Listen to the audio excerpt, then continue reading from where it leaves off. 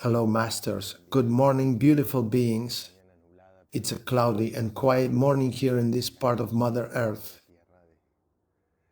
of this sphere of life, of incredible permanent growth.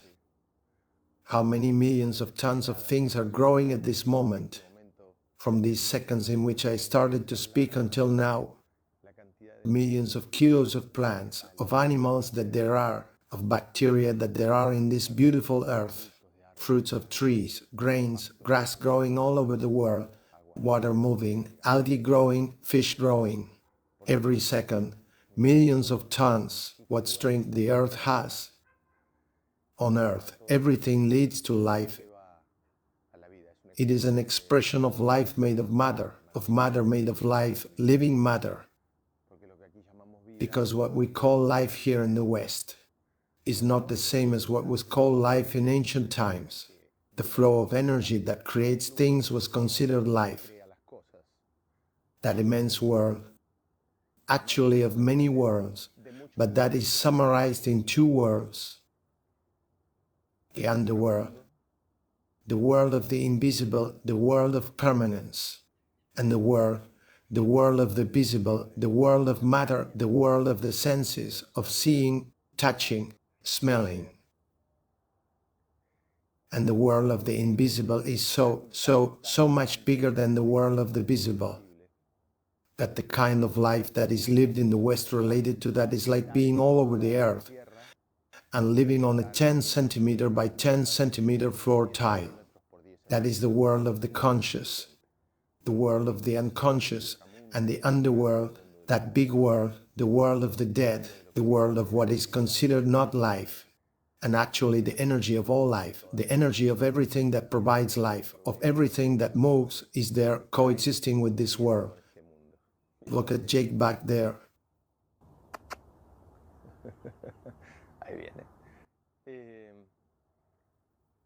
That's why today I felt that it was a good moment to do something that I always, and I'm going to repeat it here too, I recommend doing after the approaches have been performed, the release of emotions and all that which you know I recommend.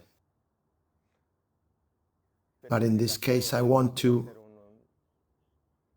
you know that I like to give you my daily gift. And this one is for all those people who are in a certain age situation, of circumstances of life, but above all of sadness and of difficult moments that they go through in their lives and that they carry it. They feel like they have a burden, because since they have been trapped in time due to not releasing their emotions, life is lived as a burden.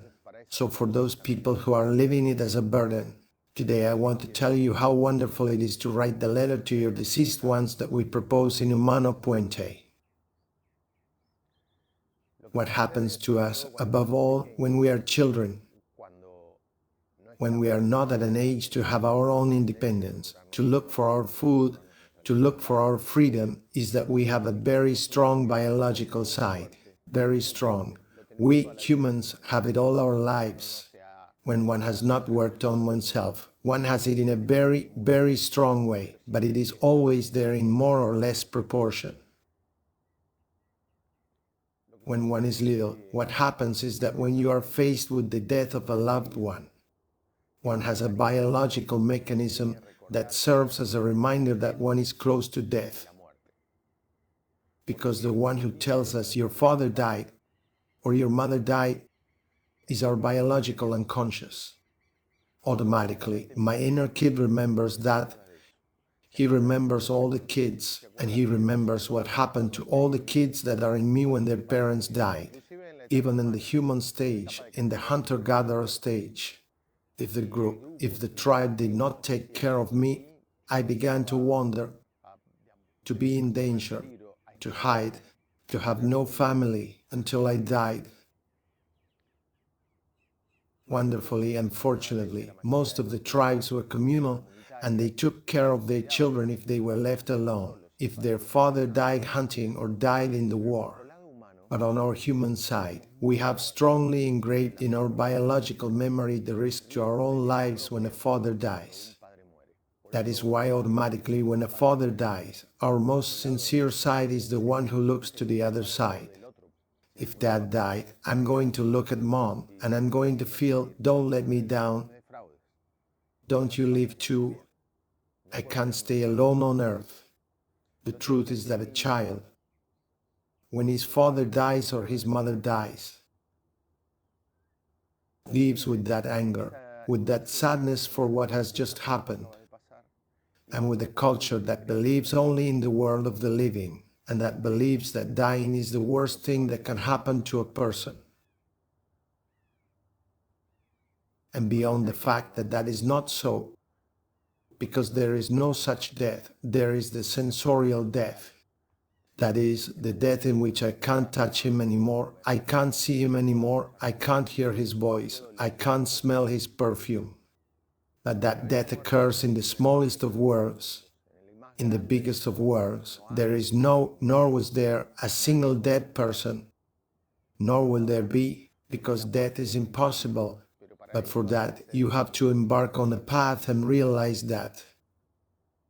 But that does not take away the fact that all humans live with a biological side and feel pain in the face of those deaths. So it is that child that I come to rescue today, the child whose father died when he was a child, an adolescent, perhaps an adult. His mother died when he was a child, an adolescent, an adult. And there is something that is always kept because it is behind this Western conception that death is the worst thing that exists, and therefore nothing can be said to the deceased. A letter to your departed loved one that I come to invite you to write today has to be a letter from your child. If you were 8 years old when your mother died, if you were 8 years old when your father died, write your name on a chair that says, I am your name, I am 8 years old, and put it on a chair. In front of you, you write the name of the one who died, such and such. You are going to sit in a place, and you are going to write a letter in present tense from your 8 years. Mom, today is the day you died, and this letter that I am writing today. This letter that I am writing today is not to tell you all the beautiful things that I didn't tell you, but it is time to tell you my anger, and everything I suffered when you died and everything I did not like. If I were your father or your mother, the one who died, I would be eagerly waiting for you to tell me everything that hurt you, everything that you did not like, everything that you couldn't do, everything that was left incomplete, that you tell me how much you suffered when you went to school, and you saw that your friends had their mom and dad and you did not. Tell me everything you suffered, and express your anger. Tell me what hurt you with my death. Stop crying because I am not there to hug me. You need to pour out all that pain and tell me that you were angry. In the future, you can write another letter later to tell me, I love you, I would hug you. But today is the turn. Today is the moment to do what you never did, and that is to write a letter to the dead, expressing your anger because he died, your selfish anger because he died, everything you suffered and everything that hurt you.